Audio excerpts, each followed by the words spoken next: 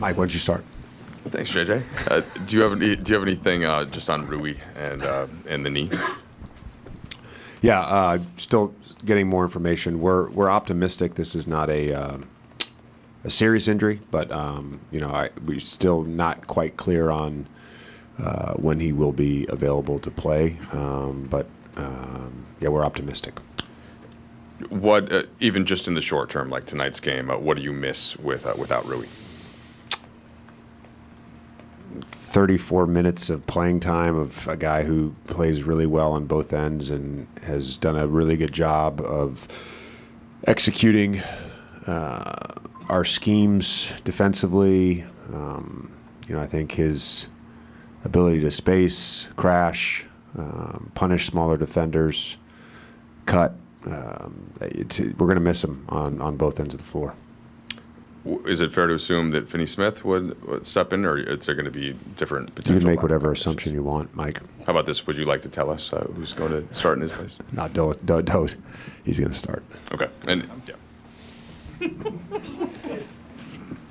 When you say gathering more information, can you share with us what type of tests or whatever he went through today?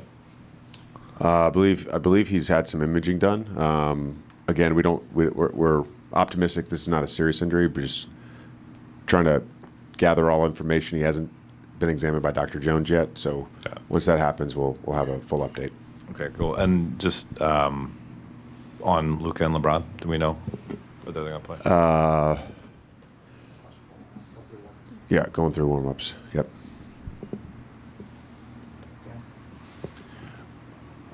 In terms of Dorian and kind of the way he's impacted the team on the court, we've seen it, the plus minus is what it is and all that stuff. I'm curious, how have you felt him in the locker room? What have you seen from him and sort of his voice and his talk, and how has that infected your team? Or affected, but maybe also infected? I think Doe has actually some very strong leadership qualities, not just because he is vocal, but because he's about the right things, and that gains instant credibility and respect from his teammates.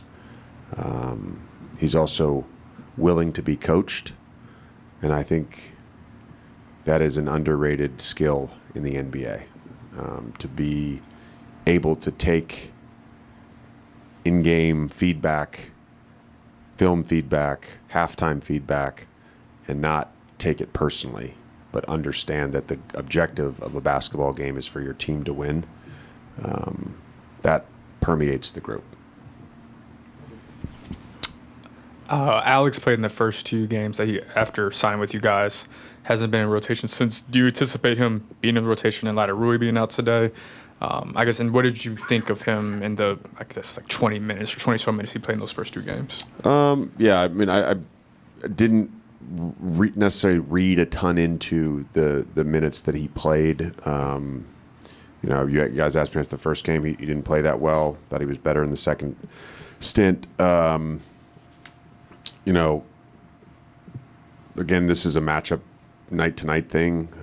He's a professional. He's been very professional, and he's going to get an opportunity at some point. There's no doubt. And we'll just see how, tonight goes. A lot of that has to do with, if Jackson is or isn't in foul trouble. That's a big sort of caveat to all this. What's up, Jay? So when you joined Philly, that's when Ben Simmons had his first couple years in the league. Like, what was it like seeing what his abilities were, how unique his game was, and like how's it been just kind of keeping up with him since y'all were teammates? Yeah, no, I really enjoyed those first 2 years of his playing career, because he was a rookie before I got there, but didn't play. But just made an instant impact. He plays winning basketball. I think he has an innate sense of helping his teammates. I know he helped me a lot as a passer, a screener, defender. Filled a lot of gaps for us on both ends, and is obviously someone that I care deeply for as a former teammate and a still friend. What's the opposite of former? Present friend. So excited to see him find a spot where he can play. and impact winning. And I think he's done a good job of, facilitating and defending so far. You all have been the top defensive team in the NBA over the last month. I'm sure that makes you happy.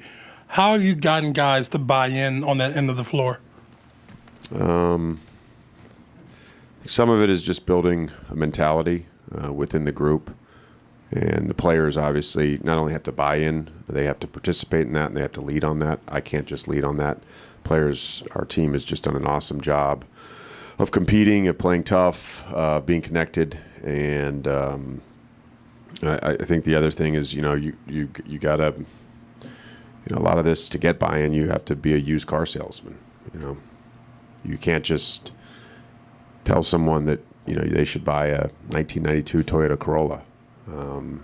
It's a great car. You can drive it 180,000 miles, but maybe there's some confusion around why you should buy that car, and you have to sell it. And then there has to be conviction to stick with that. And our guys have done that. They've executed game plans. I think my staff is, throughout the years worked their butts off, and we've really just narrowed our focus on the defensive game plan stuff, and our guys have been awesome, and we've sold it well. What do you do when the other coach is like peddling a Camry and your team starts eyeing it? More of a Honda guy myself.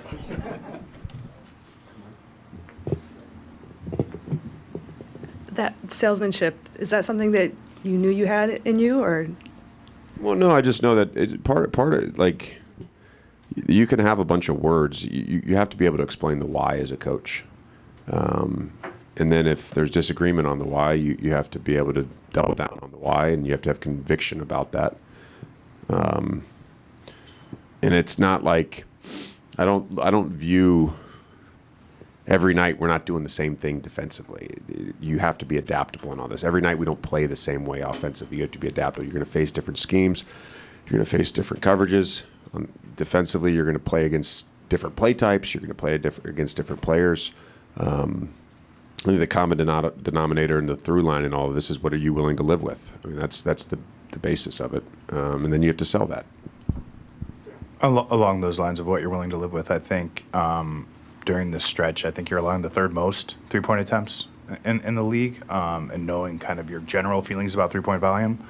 How have you guys gone about allowing the right kind of threes? And I guess, what do you view the right kind of three-pointer to allow as a defense?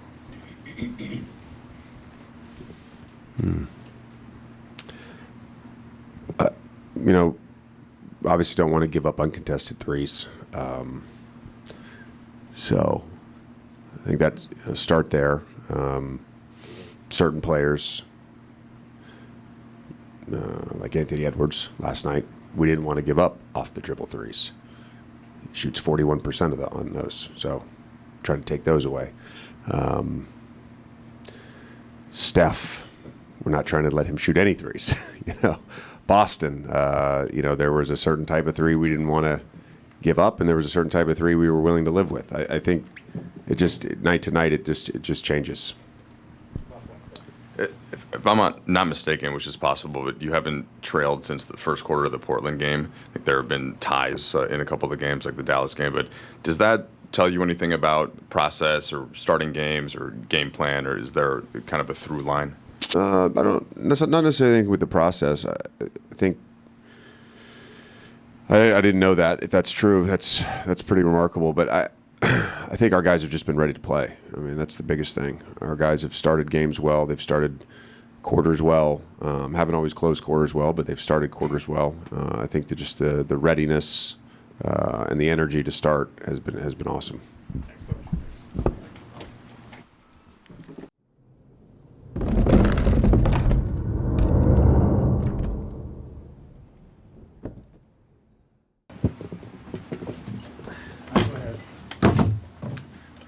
Hey, JJ, is it similar with what it was with Rui last night with Austin, or do you have anything early about the calf and how he's feeling? Don't have anything other than he was experiencing some tightness in the calf, some soreness. Was held out as a precaution. I think Goody rolled his ankle So he was unable to go the last few minutes. Doesn't seem serious. And for Rui, I don't know if they've announced it, but he left patella tendinopathy on his left knee. So that's that. But our group, they competed. They found a way. It was a rock fight out there. Thought our bench, we didn't start well defensively. And then our bench came in and just gave us a massive lift on the second night of a back-to-back with their energy and activity.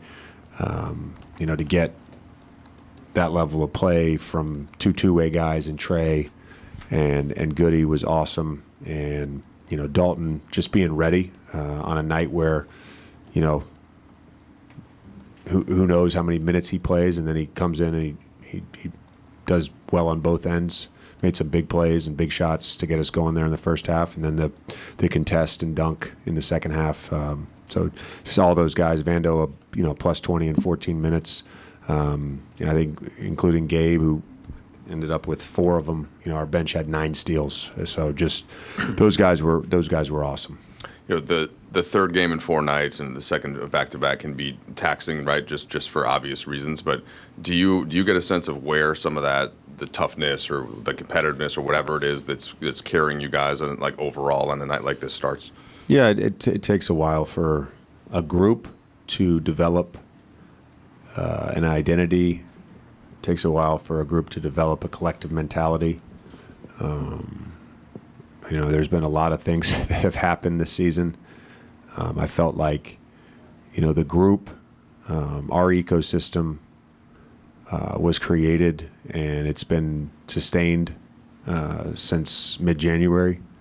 And there was flashes of it throughout the early parts of the year, but, I like who we are right now as a team. You went 10-2 in February, traded for Luka, had a rescinded trade, added a couple rotation pieces. Just kind of, I know it just happened. You just turned the page on the month, but can you kind of reflect on the month that has been?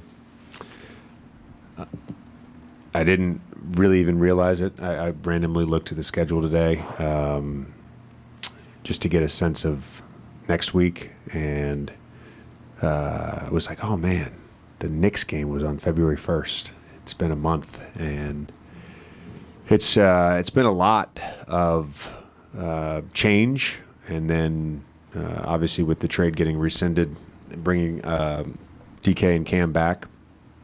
But that's what I mean. I feel like the toughness, the competitive spirit, the connectedness that I always talk about, like our group had it in January for a while, and you're certainly concerned when you make a change of that magnitude that those things can fall off. And I thought when we got back from that Grammy trip and immediately played some really high-level games, the Clippers game, the Warriors game, Pacers. I mean, we're beating really good basketball teams and hadn't gotten Luka yet. It's easier for him now to step into this group based on that week of basketball. I mean, it was a huge thing for us. JJ, you guys have been the best defense in the league for over a month and a half now, so it's not necessarily surprising to see this level of defense, but 6 straight games with 102 points or fewer to your opponents coming out of the All-Star break. But what's kind of taken it to an even different level here over the last week and a half? I think just the commitment to it. And I don't mean just like, hey, we're committed to defense. Just like the commitment to what we're trying to do on a nightly basis, and the commitment to our game plan, the commitment to not overreacting. Derrick Jones Jr., Chris Dunn, they hit 3 threes in the first half. Their group was 6 for 19. Like, we don't need to overreact to that. We still need to be in our shifts. We still need to be providing support on Kawhi and James ISOs. Like, yeah, I think that has been the biggest thing. And I think you can look at different inflection points throughout the season of when, and I think someone asked me about this the other day. I brought up the first game of the season. I think that helped build their confidence in myself and our coaching staff for giving a game plan, executing game plan. But then that all becomes very much a two-way thing, where there's adjustments, there's conversations, but lately it's been just a high-level commitment.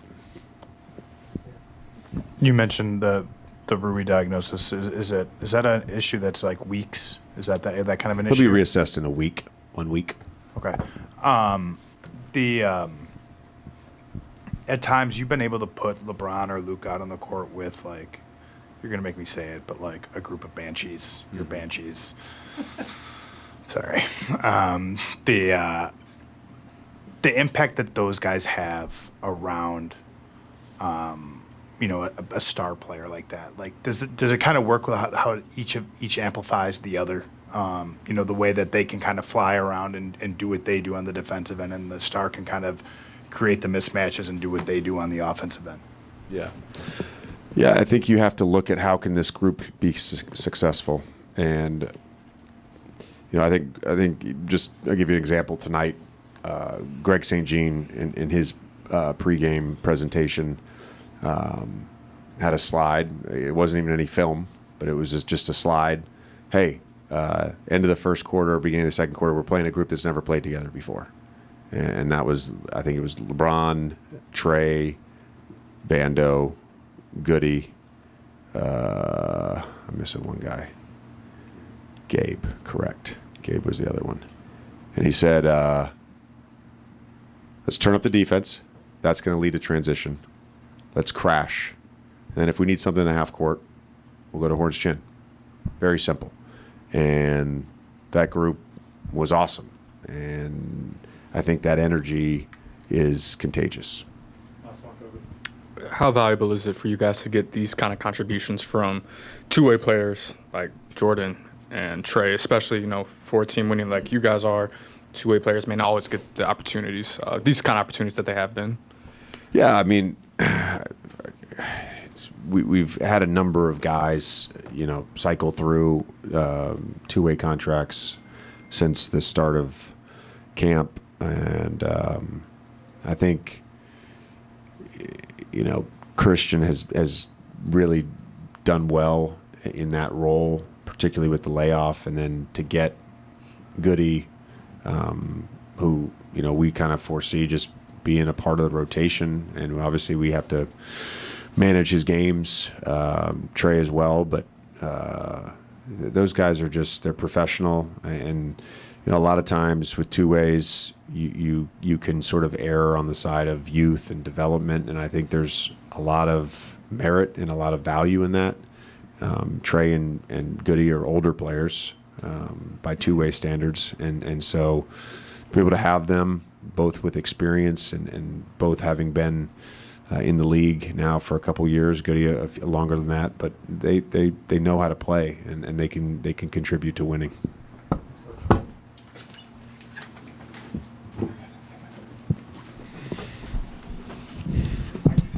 Hey, Luka was hoping to learn how to say happy birthday in Slovenian, but I don't trust it yet, so I'm just saying it in English. Since you got here, have you identified a certain just kind of fight and tenacity and spirit in the team that can win a game like this, 3rd and 4 nights back to back? And how would you describe what you've seen from your teammates? Yeah, I think it shows, especially today. Coming to back without 2 of the starters, it's a tough game to play and to win. I think we show our character today. I would just say that second group with Braun, they gave us life. They inspired us to play faster, to play harder. So thanks to them, we won the game. You've gone against the Clippers a couple times in the postseason. It seemed like there were a couple things you're pretty comfortable in, calling Zubats out into that action. You get the 2-step backs in the fourth, but is that kind of feel like, okay, yeah, this is what I do, this is what I'm used to? Yeah, a little bit, yeah. I think the thing I was doing different, just don't wait for it, just go. And that's what helped me in the fourth quarter. Luka, obviously, without Austin tonight and Rui, a lot was going to fall on you and LeBron offensively. But I'm curious kind of what you made of Vando, Gabe, Jordan, and Trey. And kind of, could you just sort of describe the life those guys give you when they play that way? Yeah, like I said before, they gave us life to this game. They push it to be better. And when the second goal with Brown came out, they pushed the ball, they defended. They showed us like a little bit how we need to play. So without them, we don't win this game tonight. Can you reflect a little bit on the last year of your life, making the finals, changing teams, growing your family? Just kind of where do you kind of view things for you right now? Yeah, I mean, it's all good. I'm happy. That's all that matters. I have a little daughter. My family's good. The people around me are good. So that's everything I want.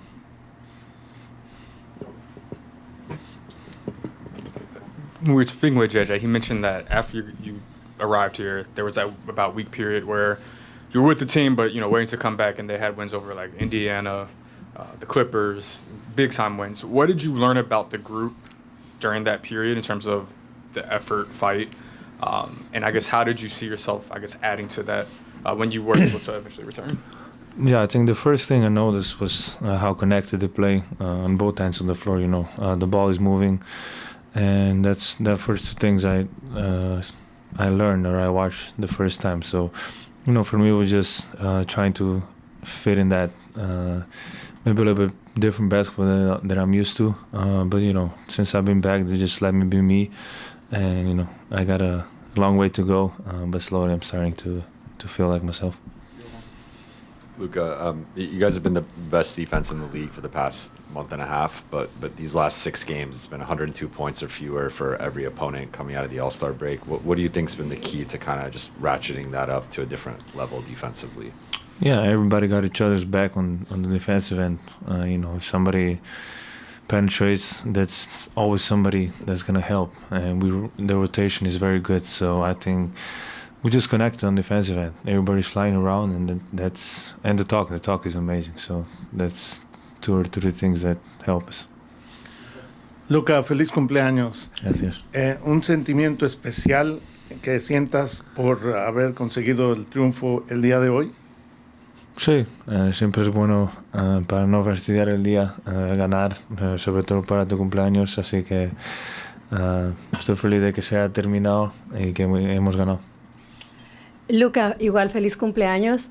¿Puedes describirnos el instante que estás viviendo en una nueva ciudad, adaptándote más al equipo? Tuviste una gran noche y vemos una afición que ya es tuya.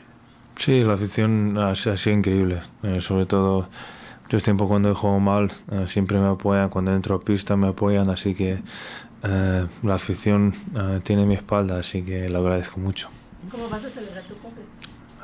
Probablemente dormir. Luka, feliz cumpleaños. Conoces muy bien, por supuesto, a los Clippers, los habías enfrentado tantas ocasiones en el pasado, en esas series de postemporada. Había un sentimiento especial, vimos un partido con mucha intensidad, volteabas a celebrar a la banca. ¿Cómo eran esos sentimientos? Sí, muy buenos. Por fin han metido alguna canasta aquí en Los Ángeles, así que me sentía bien. Y por segunda parte ha sido un partido muy difícil, sobre todo en back-to-back. Así que estoy muy feliz por el triunfo.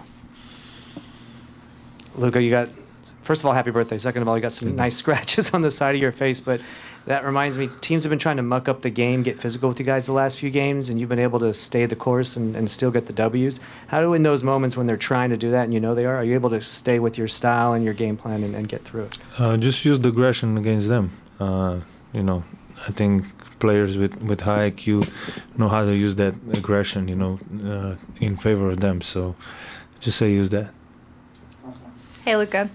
When you're on the court with Bron, what are the factors that determine which of you initiates the offense? Probably go back and forth. I think we both. Obviously, his off-ball is amazing basketball, so he can play both. I'm still working on my off-ball, but it's getting better. But I'd say back and forth, both. Thank you. Thank you, Luka.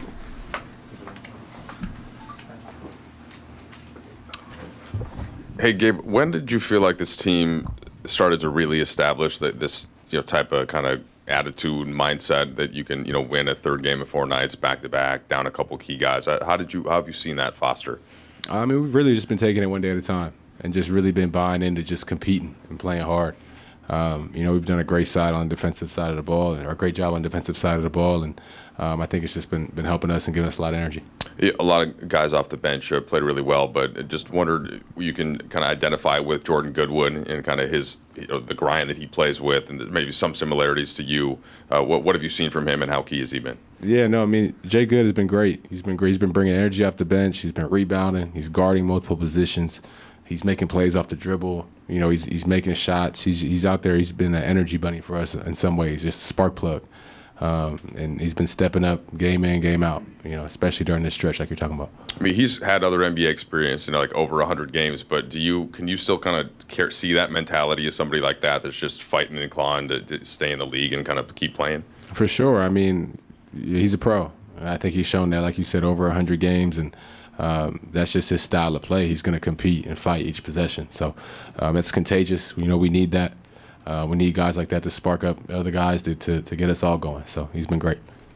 I think you guys are now 6-2 on the second night of a back-to-back. What does it say about the group that you guys have had that success in those moments and those situations? Yeah, I mean, I just give a lot of credit to our staff as well. You know, they've been giving us some great game plans, and credit to us for executing and go out there and playing together and playing hard. You know, there's a lot of excuses on a second night of back-to-back. Everyone's tired. Bodies are hurting. Guys may be out.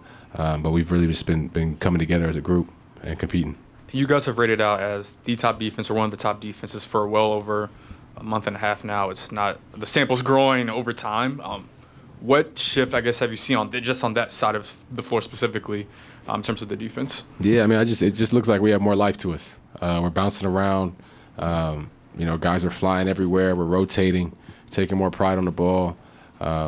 You know, it's great. You got guys like Bron and Luka who can get out and push the break themselves and go score or throw a touchdown pass. You know what I mean? So that gives guys a lot of confidence to get out and run the lanes as well.